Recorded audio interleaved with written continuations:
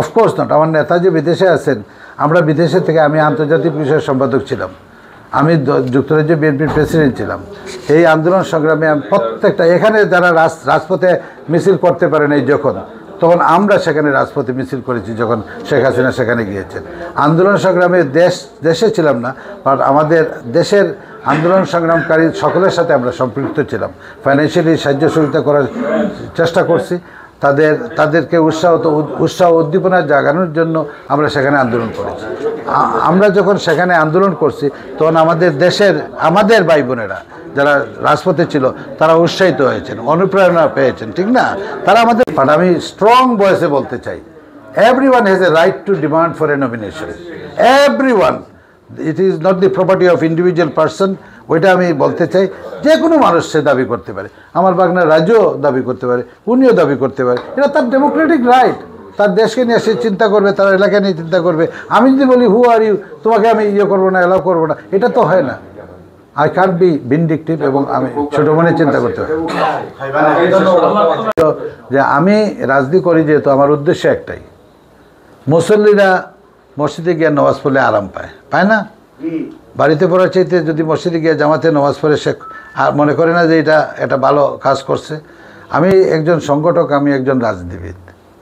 আমি এখন শেষ বয়সে আসি, আমি সংসদে যেতে চাই। হ্যাঁ, সংসদে যেতে চাই। কোথা থেকে যাব সেটা আমার ব্যক্তিগত তো চয়েস থাকতে হবে, বাট দল উইল মেক দি ডিসিশন। আমার চয়েস হলো, আমি মৌলভীবাজারের সন্তান, মৌলভীবাজার থেকেই আমি নির্বাচন করে যেতে চাই সংসদে যাওয়ার উদ্দেশ্য, আমি সেখানে একটাই উদ্দেশ্য, আমার এলাকার মানুষের সেবা করা, দেশের সেবা করা। আমার আর কিছুই নাই জীবনে পাওয়ার, সব কিছুই পাইছি আল্লাহ রাব্বুল আলামিনের কাছে শুকরিয়া আদায় করে। আমার কিছুই পাওয়ার নেই। আমি যে ভালোবাসাটুকু পাইছি, যে সম্মান পাইছি, দল যে সম্মান আমাকে দিছে, I am grateful to the people and to my party leadership. But এখন যে জিনিসটা হলো, আমি আমার দলের নেতাকে বলছি যে আমি আগামীতে, উনি আমাকে জিজ্ঞেস করছিল একবার বহুত আগে যে নির্বাচন করবেন না, ম্যাডামও জিজ্ঞেস করছে। তখন আমি যখন বললাম যে আমি তো মৌলভীবাজার সদর 3-এর সফির রহমান চাচা, তখন বলি যে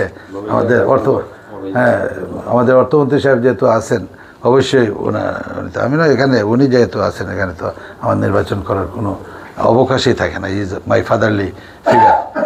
এখন যে জিনিসটা হলো, শেষ বয়সে আসিয়া আমি চাই যে সবাই সুযোগ পাক। আমি যে কথাটা বলতে চাচ্ছি, politics is not for one person, not for me only, not for a particular family. Politics যারা করে, এখানে যারাই আছে, যারা দল করে, সকলেরই সুযোগ পাওয়া উচিত। কারণ মেধা আছে সকলেরই। যেমন আমি যুক্তরাজ্য বিএনপির প্রেসিডেন্ট ছিলাম সময়, আমি যেটা বুঝাইতে চাচ্ছি, আমি সরে যাওয়ার পরে পিপুল ক্যান কম্পেয়ার, আমি বেটার ছিলাম না অন্য মানুষ, আমার সাকসেসার তারা বেটার। আমি আন্তর্জাতিক বিষয়ের সম্পাদক ছিলাম, তারপরে আমি যখন সরে গেছি, এখান থেকে দলের চেয়ারপারসনের উপদেষ্টা হয়েছি, মানুষ কম্পেয়ার করতে পারে। তো এই জন্য আমিও চাই যে চেঞ্জ বলতে কি, শুধু নট অনলি আপনার পলিসির change, you need a change of leadership sometimes in a particular. আমাদের যে দলের যে হাইকমান্ড, এটা হলো সিম্বল অফ ইউনিটি। এখানে কোনো চেঞ্জের কোনো ইয়ে নাই, বুঝলেন কথাটা? দলের high command must be there to bring the unity, আর দল টুকরা টুকরো হয়ে যাবে। কিন্তু বিভিন্ন জায়গায় যারা আমাদের ছড়িয়ে ছিটে আছে, দলের নেতাকর্মীরা, অনেক মেধাবী ছেলেরা আছে, মেয়েরা আছে, তারাও আসবে, তাদেরকে সুযোগ দিতে হবে। You don't have to be elected MPs again and again and again and again, not necessary যে টিল আই ডাই আমাকে এমপি হতে হবে। আমরা ব্রিটেনে দেখছি, ইউরোপিয়ান কান্ট্রিতে দেখছি, প্রধানমন্ত্রী থাকাকালীন সে যদি চায়, তার কনস্টিটিউশনাল রাইট আছে, সে থাকতে পারে। ডেভিড ক্যামেরন সে রিজাইন করে নাই, তো আমার কোনো অসুবিধা না। আমি আপনারা সময়, তাহলে আমার সময় আছে, আপনারা সময়, তাহলে আমার সময় আছে। আমি এক কথা বললাম,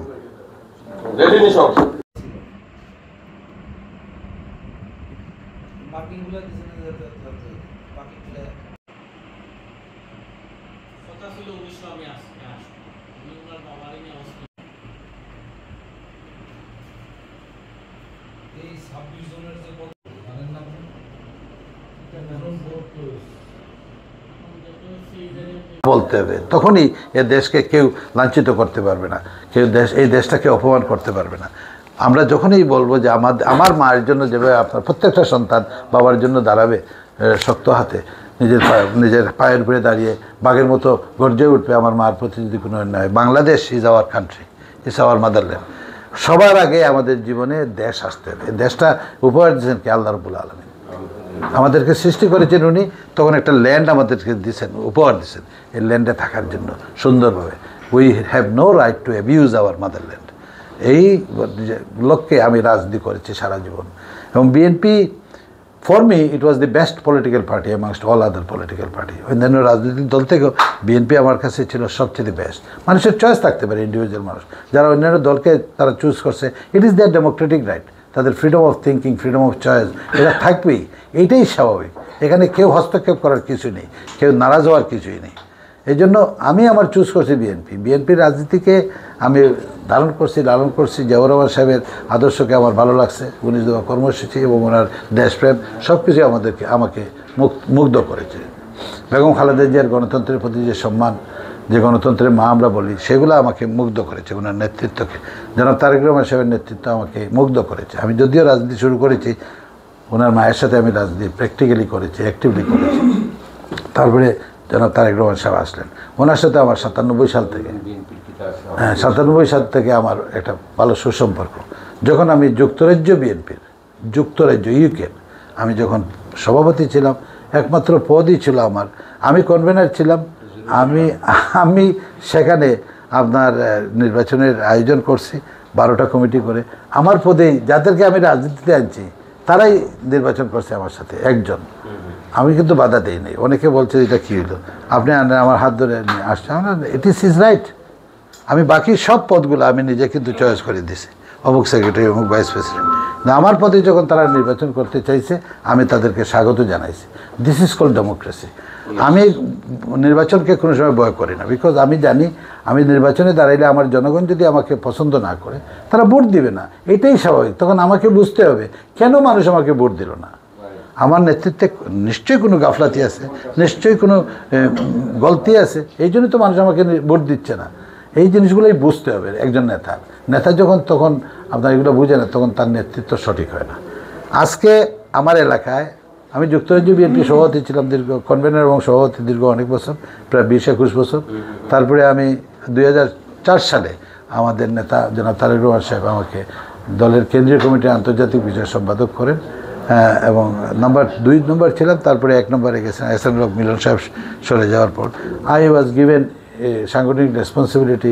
ইউরোপ, আমেরিকা এগুলোতে আমি গেছি, কানাডা এগুলোতে গেছি। আন্দোলন সংগ্রাম তো আমি সবসময় করছি, যেখানে হাসিনা সেখানে আমরা গণতন্ত্রের জন্য লড়াই করার জন্য সেখানে প্রতিবাদের মিছিল নিয়ে গেছি। আমরা international lobbying as being a secretary for international affairs, আমি সেখানে আমার অনেক কাজ করেছি বিভিন্ন দেশে, সেমিনার।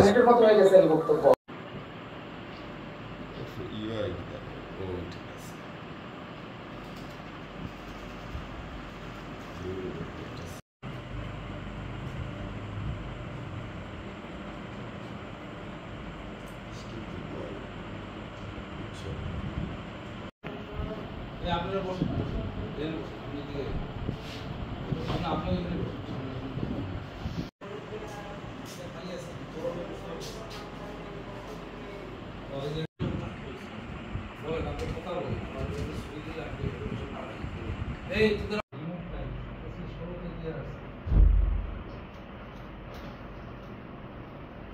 বলেন,